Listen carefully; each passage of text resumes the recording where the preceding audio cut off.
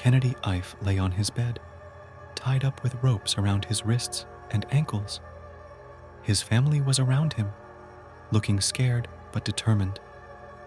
They believed he had an evil spirit inside him and wanted to save him.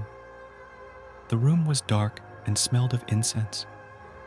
Kennedy's father, Kenneth, held a Bible and read verses loudly. His mother, Josephine, was on her knees, praying and crying.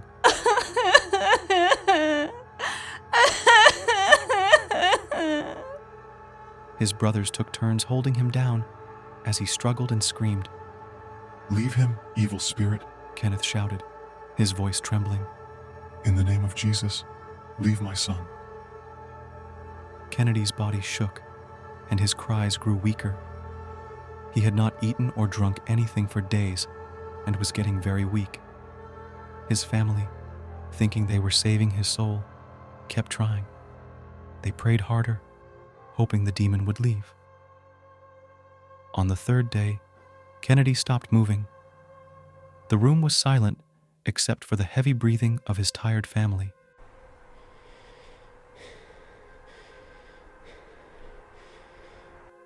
Josephine, his mother, reached out and touched Kennedy's face. Her hand was shaking with fear and sadness.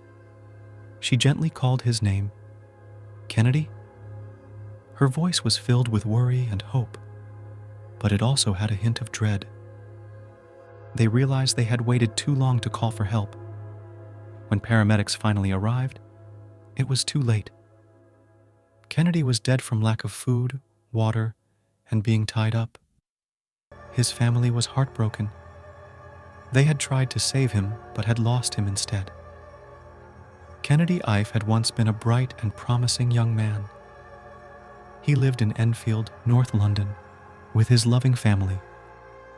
He was a good student, known for being smart and kind. Kennedy had big dreams for his future. His family was very close and went to church every week. Their faith was very important to them. But in the summer of 2016, everything changed. Kennedy started acting strange and scary. He became quiet, then aggressive. He spoke in strange words and said he heard voices.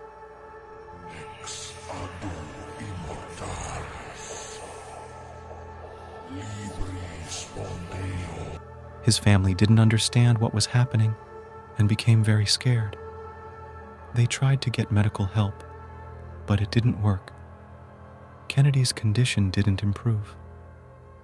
He got worse, and his behavior became more frightening.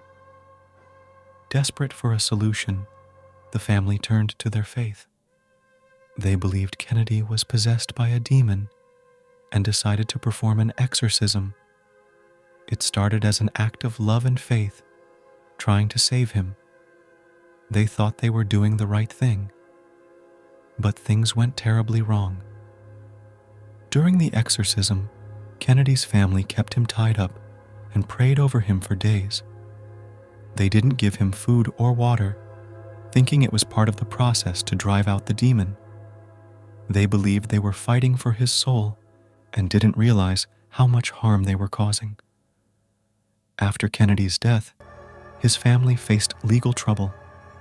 They were charged with manslaughter, false imprisonment, and causing or allowing his death.